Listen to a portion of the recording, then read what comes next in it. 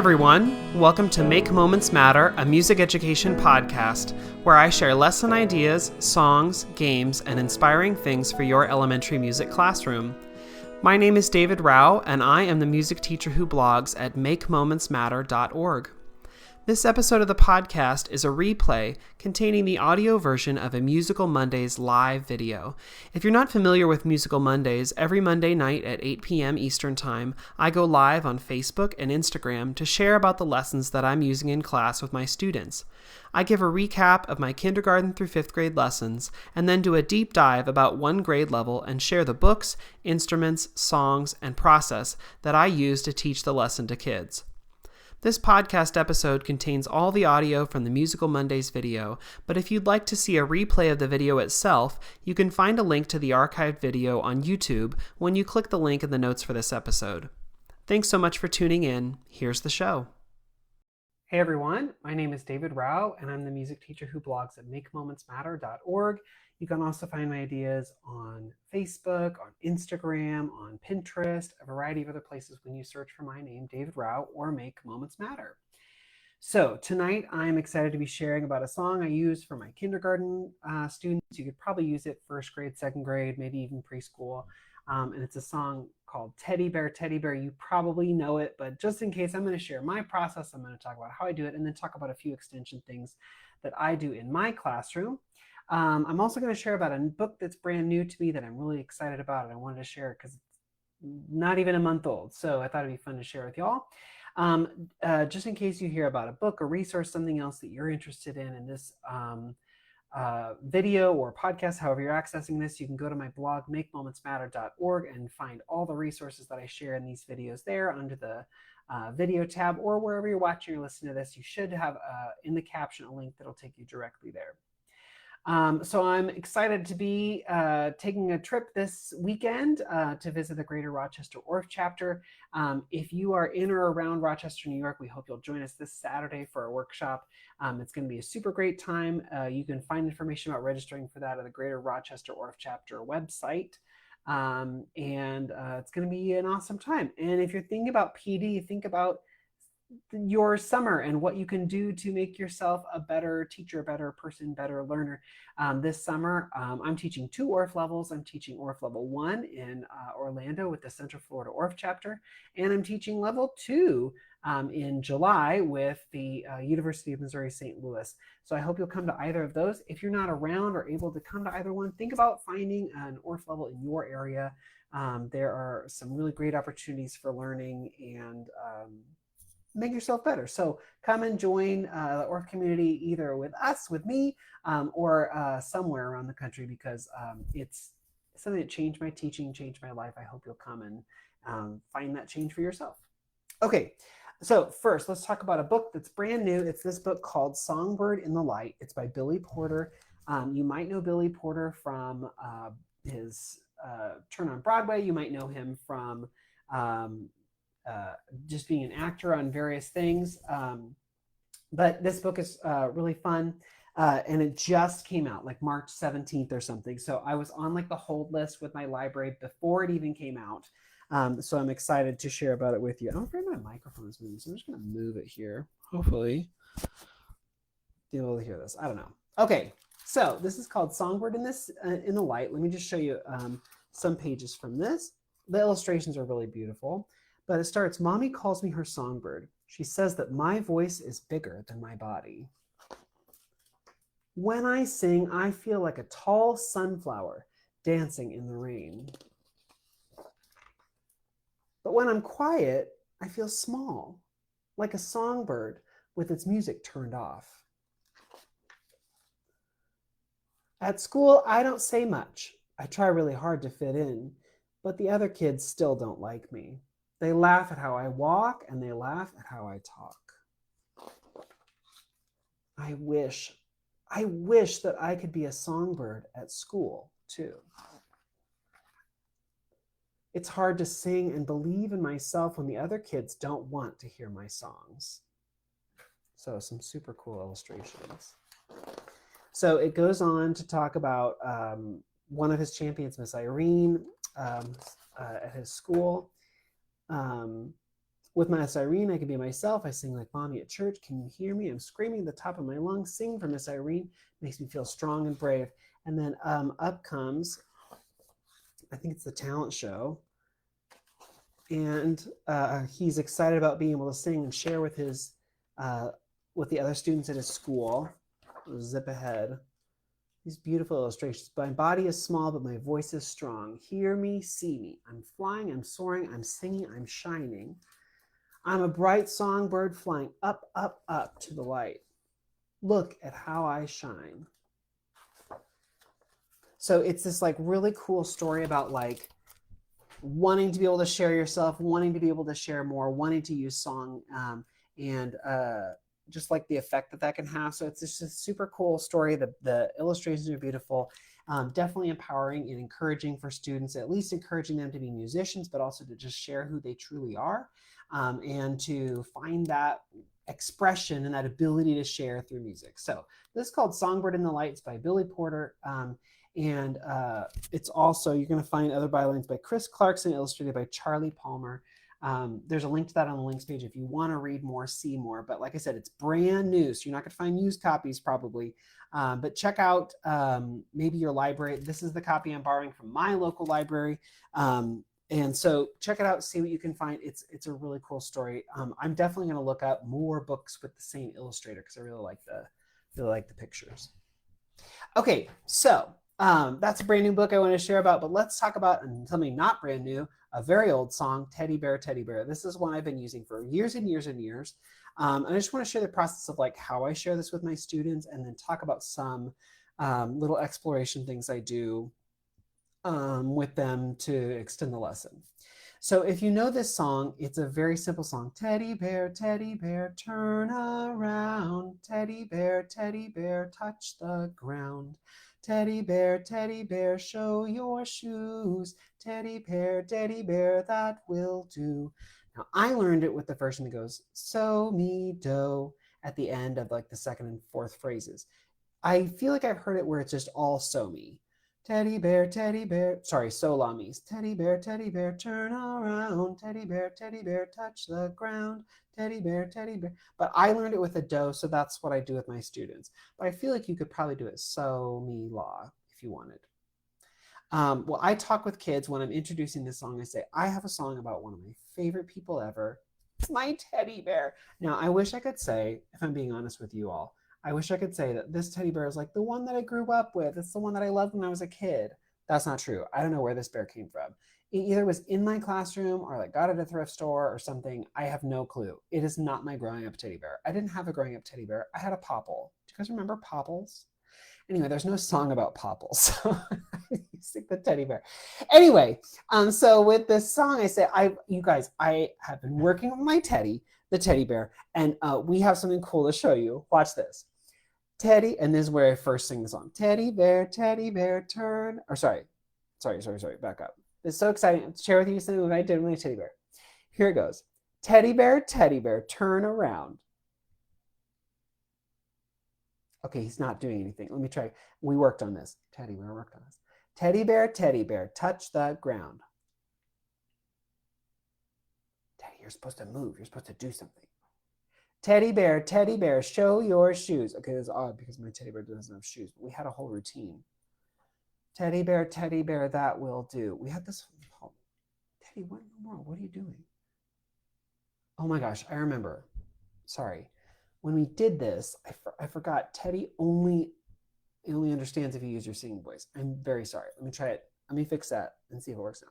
Teddy bear, turn around. Oh, it worked. Teddy bear, touch the ground. Teddy bear, show your shoes, or where his shoes should be. Teddy bear, that will do. And then he does a cute little bow at the end. Okay, that's what the problem was. I wasn't using my singing voice. I'm so sorry. Because he understands and he uses his singing voice. That's what his favorite thing is. And so I'm so sorry. I use my speaking voice. Let me try again. Teddy bear, turn around. Yeah, that didn't work. Teddy bear, turn around. That does work. teddy bear, touch the ground. Okay, so I sing through a couple times and the kids like get it. And they say, but watch, that's not the only thing you can do. Teddy bear, do a front flip. Teddy bear, sit on my shoulder. Teddy bear, do a somersault.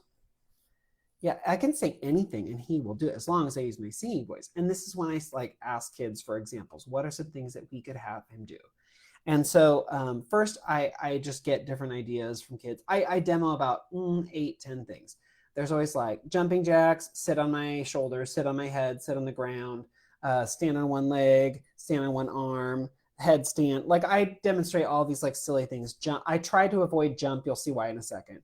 But maybe hop on one foot or something, you know. But I demonstrate lots of different things that teddy bear can do. I take kid ideas, 5 or 6 the kid ideas. What could we have him do? And then I'll sing a couple and I'll say, why am I the one singing? You all know how to sing. You sing it. And so the kids will go, teddy bear, turn around, or whatever teddy bear, sit on Mr. Rouse's ear, you know, okay, whatever. But the kids get to sing the thing, right? Okay. And then I say, let's go back to the routine we worked on because we're asking him to do lots of new stuff, but let's see if he remembers the old stuff. So I go back and forth between like kid examples and my song, so that they get the song in their head. Okay, great. Now let's just check again and see. And I do like speaking voice versus singing voice. Again, just to check and compare. So they're like, oh yeah, that's the thing that we are used to. Okay, so sorry, I feel like it was weird. My light was off. It's oddly dark in here. It's so weird now at the time change. I'm like, oh, it's light out. And I forgot, like, I gotta turn my lights on. Okay, so the teddy bear, he tries a bunch of different things. And we sing through the song several times. Perfect, right? Okay. Then I say, you guys, this is very exciting. Now you could break at this could be the end of one lesson and then you come back to it in another lesson. But in the next lesson or the next part of this lesson, I say, you guys, I'm very excited because I have Teddy, my bear. His name is Edward, Tedward, Theodore. I don't know, whatever. But I have my bear. But I also have some more bears, like this one that's pink. How cool is that? Okay, it's really washed out in this light for some reason. It's pink. Or this one, this red one. How fun is that? Or I've got this blue one. And I got this pink one. That's bright pink. I got this orange one. Aren't they fun? And then I got this one that's kind of confusing. He's all striped, black and white striped. And then I got this one. Does this one look familiar to you? And kids, some of them kids get it right away. And some kids are like, that's Ronald McDonald. I'm like, yeah, it is. Oh, right. I'm just now remembering where I got all these bears. They all came from McDonald's. And the kids are like, what? And I'm like, yeah, several years ago. By several, I mean many years ago now, because these are Beanie Babies. Okay, several years ago in Happy Meals, these were the toys in Happy Meals. So guess what? Ronald McDonald, if you look on his chest, there's a picture of Ronald. And then on this red one, there's a picture of Happy Meal. And then on this blue one, there's a picture of a chicken McNugget. And then let's see. Oh, this pink one, there's a picture of a hamburger. And this one is a picture of a McFlurry. I have one at school, a picture of a French fries, whatever. I did not get these from a Happy Meal. They did legitimately come from a Happy Meal. And I remember years and years and years ago, I sent an email to people at the school saying, hey, does anybody have Beanie Babies? I'm looking for Beanie Babies. I wanted to do like a Beat Buddies activity. That was my plan. And so I asked people for Beat Buddies. And then, like I said, if you want to forward this on to anyone else who you think, this was years and years ago, forward this on to anyone who you think might have Beanie Babies sitting at home or whatever, who wants to share. So I got emails from hi, I'm the science teacher at the local middle school. I got this email because your 4th grade teacher forwarded it on or whatever. So I had people sending me messages like, yes, my kid had a bunch of these Beanie Babies. I want to get rid of them. Well, apparently somebody collected these Beanie Babies, these bears, this limited edition 25 years of Happy Meals, I guess is what this was. Anyway, they sent me a box full of these, of just the bears. And I was like, what in the world am I going to do with these? And then I realized I could use the teddy bear song and give these bears out to every kid. So I have bears in lots of different colors. And I have to mention, if I don't say to the class, these are from McDonald's, one kid will figure it out. And then I will spend like 5 minutes trying to like tamp down the like, yeah, I know they're from McDonald's. Can we move on? So like I preemptively am like, they came from McDonald's. And so then we move on with that. But I say, because I also have lots of different colors, I say like, hey, I have many different colors. And I'm going to hand out one to you. And whichever one you get, you make your favorite color. You might not, blah, blah, blah. But I say like, make a little nest with your hands and I'll drop a bear in your hands. Okay. Now, what if you're like, cool, David, I don't have bears. I could say like, I've heard that this song works on other animals as well. And we can even sing teddy bear, but what if instead we had a beanie crab? Or what if instead we had a beanie puffin? Or what if instead we had a beanie anteater? Like whatever. I would absolutely be like, we're going to use our singing voices on these little beanie creatures because a teddy bear is a stuffed bear. It's not a real bear. It's not a real bear. It doesn't even look like a bear, really, kind of, not really. So why not use a puffin, right? So like I would sub in any beanie animal. I think that's totally fine. And still use the teddy bear song. I think you're totally fine doing that. I have the bears, so I'm doing the bears.